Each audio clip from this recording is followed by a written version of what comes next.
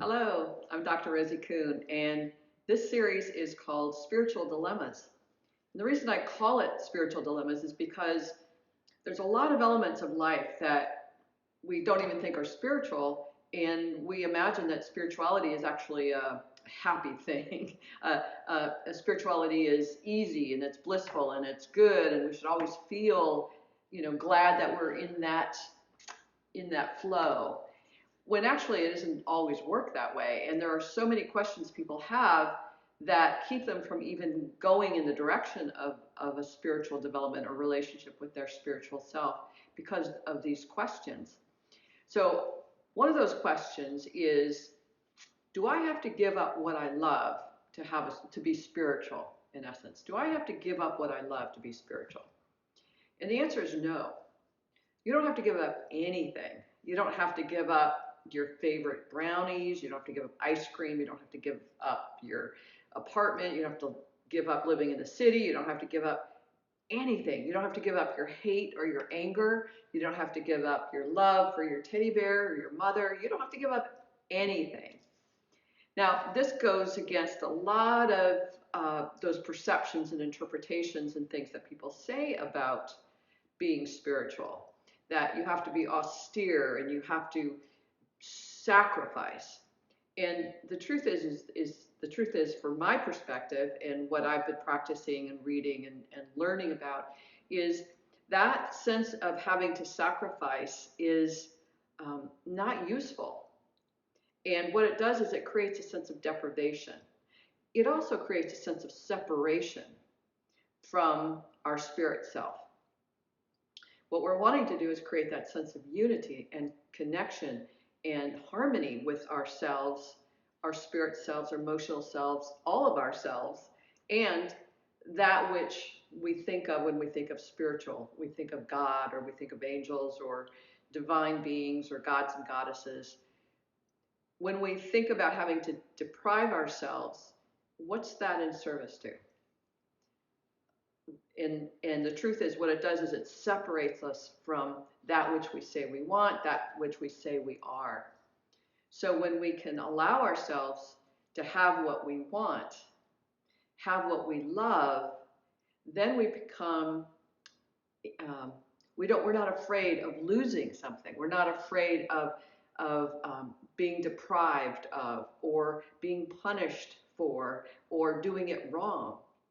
If we work towards, I love this and I don't want to let it go, that's a good thing to know. And it's a very self-empowering thing to do, is to let yourself know what you love, know that you're not ready to let it go, not know that you don't ever want to let it go. Those are things that's a very self-empowering declaration. And from my perspective, cultivating spirituality or cultivating a relationship with your spirit self, there has to be this ability to self-empower, to know yourself, to know your wants, to say, I don't want to give that up.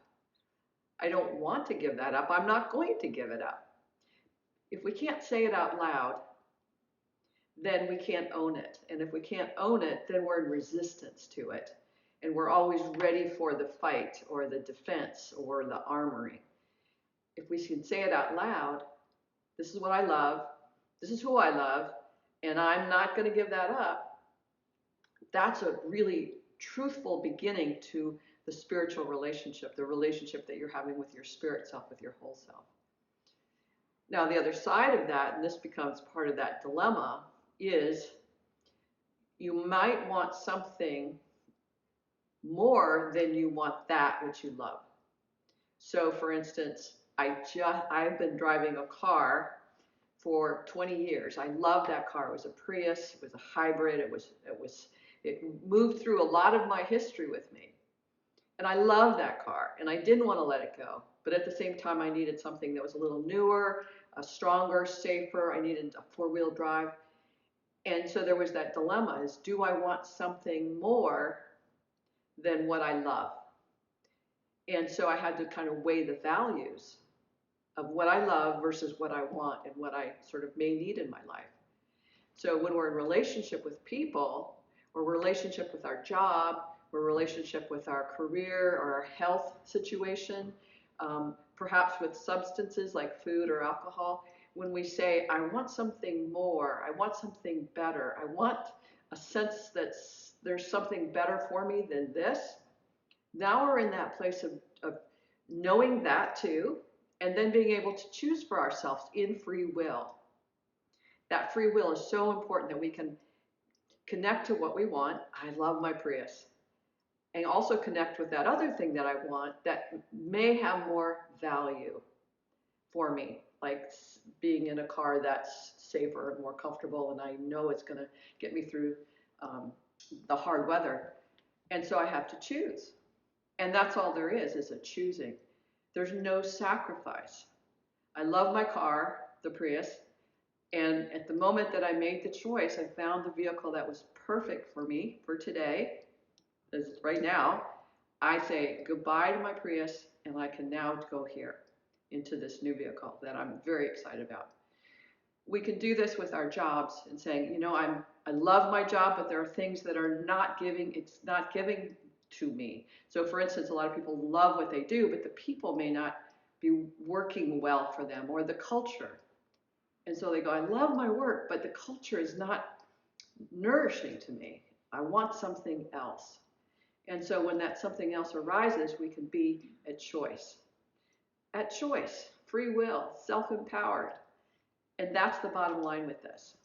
So the more that you can know what you want, know what you love, know what you're not ready to let go of, there's no sacrifice. And there's no sacrifice required for you to cultivate a spiritual relationship with yourself.